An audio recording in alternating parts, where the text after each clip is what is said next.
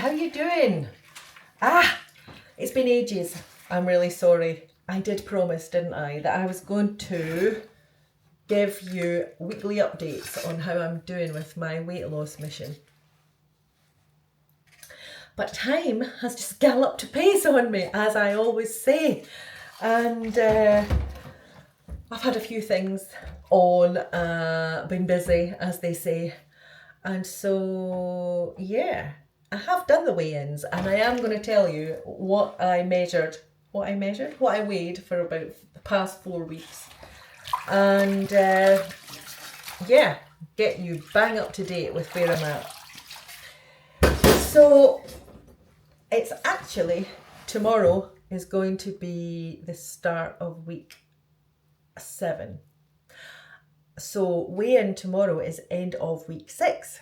And I am not really looking forward to that because I've been a bit naughty. Not gonna lie. Last weekend I went to London for a long weekend.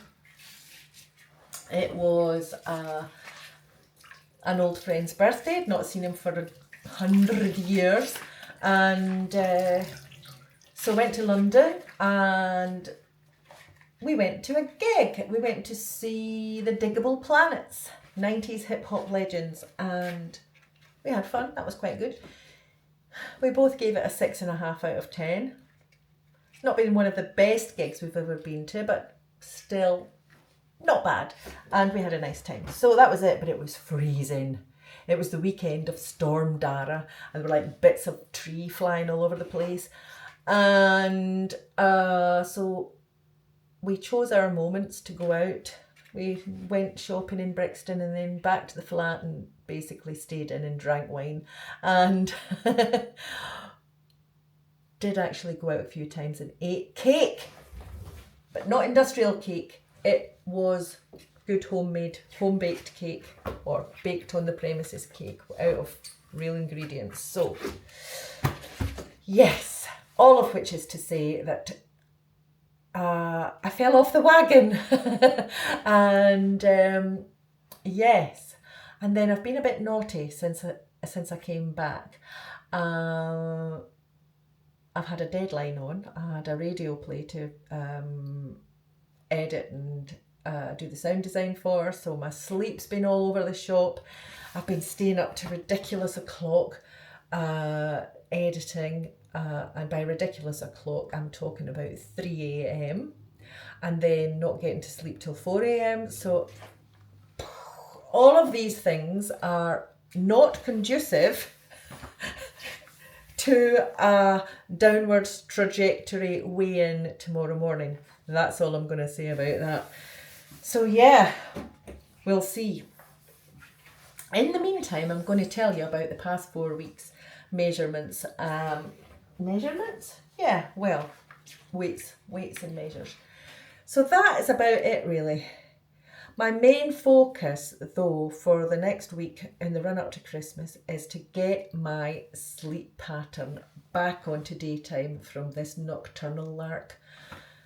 I've been all over the shop and I don't know, I need to get back in sync with the sun. You know what I'm saying? It's rubbish going to bed at 4 a.m. It's the bleak midwinter now. We've got another week, I think, until the solstice, and then the nights start drawing out again. And so I'm hardly seeing any daylight, and it's a pretty dumb modus operandi, and one that I really need to pull the plug on.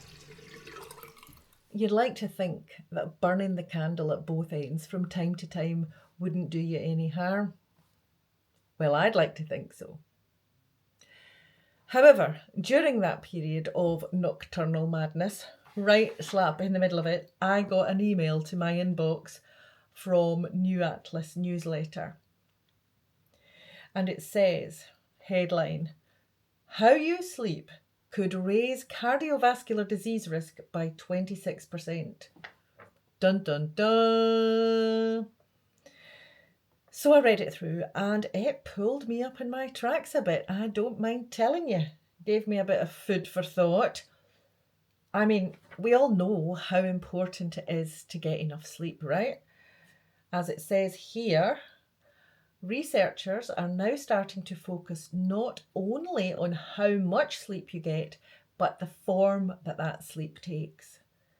So it says going to bed and waking up at inconsistent times has been associated with high blood pressure, obesity, and other metabolic disorders, which means I need to stop dicking about with my sleep. Duh!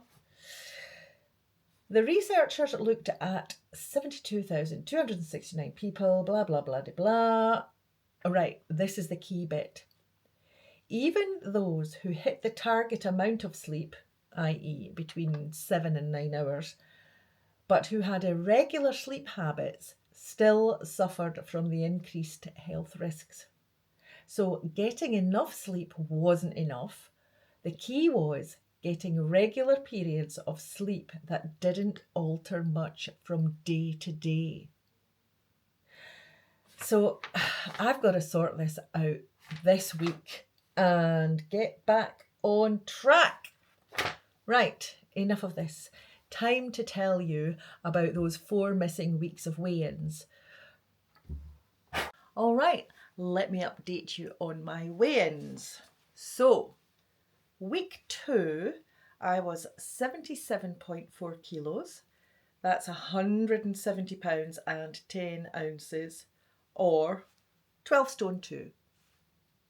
Week 3, I was 77.1 kilos. That's 169 pounds and 15 ounces, or 12 stone 1. Week 4, I was 77.6 kilos, which is 171 pounds and 1 ounce, or 12 stone 3, dagnabbit. What happened there? I don't know. And then week 5, I was 76.7 kilos. That's 169 pounds and 1 ounce, or 12 stone 1. Confused? Well, let's simplify that for you using the speedometer. So, I was 171 pounds or 12 stone 3 at the end of week 1, which means this happened.